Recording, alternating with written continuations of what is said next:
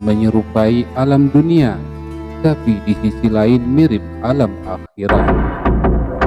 Ada juga pendapat yang menyebutkan alam barzakh ini berada di antara kehidupan dunia dan akhirat.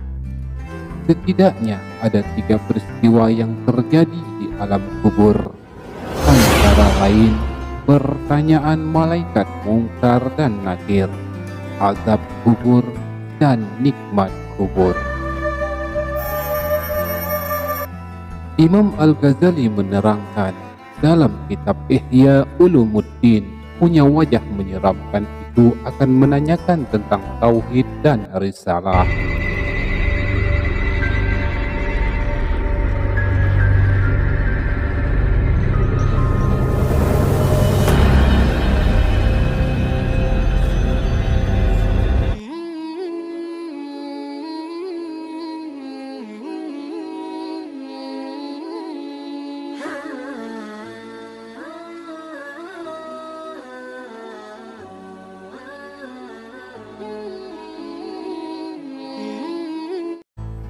Assalamualaikum warahmatullahi wabarakatuh.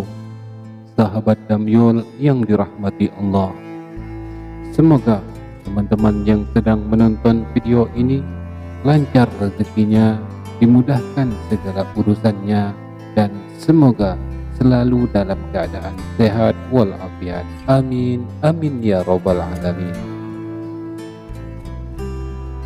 Islam meyakini keberadaan alam kubur dan hal-hal yang terjadi di dalamnya. Dikatakan peristiwa dahsyat akan terjadi pada malam pertama manusia di alam kubur. Istilah alam kubur dalam Islam dikenal dengan alam barzakh.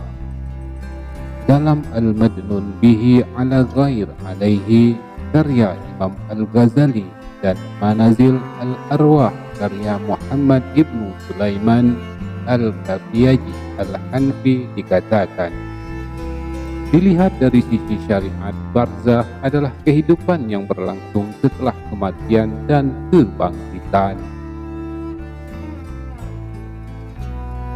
Mujahid pernah ditanya tentang makna barzakh dalam firman Allah Subhanahu wa Ta'ala, yang artinya, dan di hadapan mereka ada barzakh sampai hari mereka dibangkitkan. Quran Surah Al-Mu'minun ayat 100. Ia mengatakan barzakh adalah kehidupan antara kematian dan kebangkitan. Alam barzakh ini juga dikatakan menyerupai alam dunia, tapi di sisi lain mirip alam akhirat. Ada juga pendapat yang menyebutkan alam barzakh ini berada di antara kehidupan dunia dan akhirat. Allah Subhanahu wa Ta'ala berfirman dalam surah Ar-Rahman ayat 20, Bainahuma barzakhun la yabghiyan.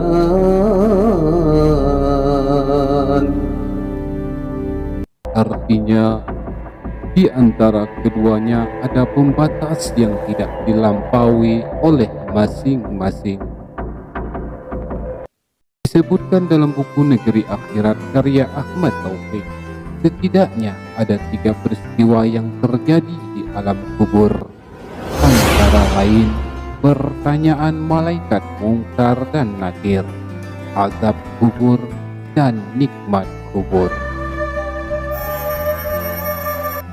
Imam Al-Ghazali menerangkan dalam kitab Ihya Ulumuddin, pertanyaan Mungkar Nakir yang pertama adalah cobaan manusia yang diberikan setelah kematian.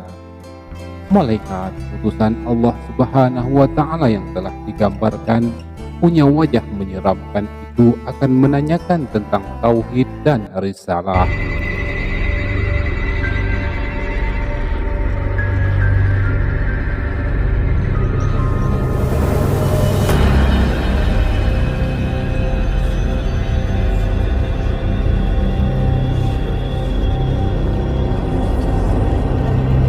Mereka berkata,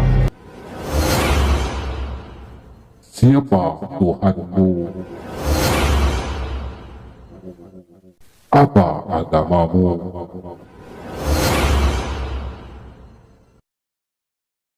Dan siapa nabimu? Sejumlah pendapat menyebut peristiwa tersebut terjadi pada malam pertama di alam kubur. Manusia yang berada di alam kubur juga akan mendapatkan azab kubur atau nikmat kubur. Azab kubur adalah siksaan yang diberikan di dalam kubur terhadap orang yang tidak beriman atau melakukan banyak dosa semasa hidupnya. Sedangkan nikmat kubur adalah kenikmatan dan kesenangan yang diberikan Allah Subhanahu wa Ta'ala kepada orang yang beriman dan beramal saleh. Sebagaimana dijelaskan dalam Ensiklopedia Tasawuf Imam Al-Ghazali karya Muhammad Abdul Mujib dan kawan-kawan. Azab kubur yang menimpa manusia pada malam pertama di alam kubur disebut sangat dahsyat.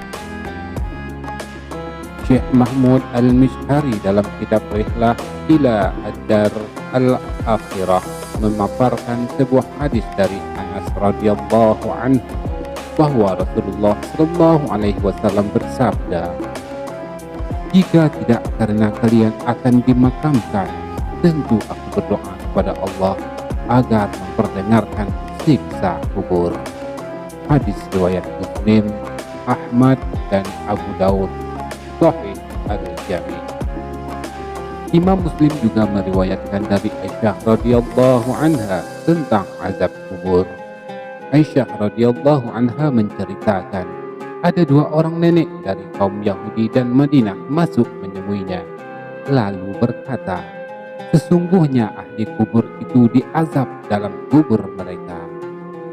Aisyah berkata, aku mendustakan kedua nenek itu dan aku tidak mau mempercayai mereka. Maka kedua nenek itu keluar dan masuklah Rasulullah sallallahu alaihi wasallam kepadaku. Lalu aku berkata, wahai Rasulullah, sesungguhnya ada dua orang nenek dari kaum Yahudi di Madinah ini mengatakan bahwa ahli kubur itu diazab dalam kubur mereka. Nabi sallallahu alaihi wasallam bersabda, kedua nenek itu benar. Sungguhnya ahli kubur itu diazab dengan azab yang bisa didengar oleh binatang. Aisyah berkata, sejak itu tidak pernah saya melihat beliau melakukan sholat kecuali diikuti dengan memohon perlindungan dari azab kubur. Wallahu a'lam. Semoga video ini bermanfaat untuk kita semua. Terima kasih telah nonton dan kami akhiri. Wassalamualaikum warahmatullahi wabarakatuh.